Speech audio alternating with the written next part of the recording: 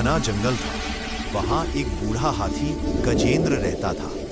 वह पहले जंगल का सबसे ताकतवर राजा था, लेकिन अब उम्र के साथ उसकी चाल धीमी हो गई थी, सूंड झुक गई थी और दांत भी पुराने हो चले थे। फिर भी जंगल के सारे जानवर उससे बहुत प्यार करते थे, क्योंकि उसने कभी किसी पर अन्याय नहीं किया।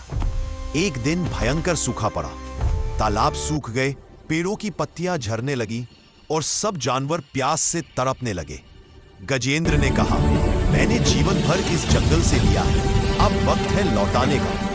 वह अपनी सूंड से मिट्टी खोदने लगा। दिन रात कई जानवर उसका मजाक उड़ाते रहे। अरे बूढ़े हाथी, तू अब क्या कर लेगा? पर गजेंद्र नहीं रुका। 3 दिन तक उसने एक जगह जमीन खोदते खोदते नीचे से पानी निकाल दिया। पूरा जंगल खुश हो गया। पक्षी चहचहाने लगे, हिरण कूदने लगे, सब जानवर उस झरने से पानी पीने लगे। लेकिन गजेंद्र बहुत थक गया था। वह मुस्कुराया, आसमान की ओर देखा और बोला, अब मेरा काम पूरा हुआ।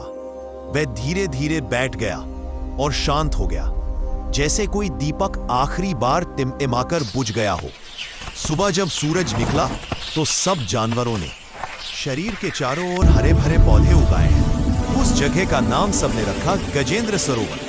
हर साल जब सूखा पड़ता, जानवर वहीं आकर पानी पीते और बच्चे अपनी माँ से पूछते, माँ ये पानी कौन लाया था? माँ कहती, बेटा ये उस हाथी का आशीर्वाद है जिसने अपनी आखिरी सांस तक सबके लिए जिया। और तभी दूर से हवा में गूंजती जैसे किसी हाथी की मधुर आवाज, जो दूसरों के लिए जीता है वही सच्चा राजा होता है।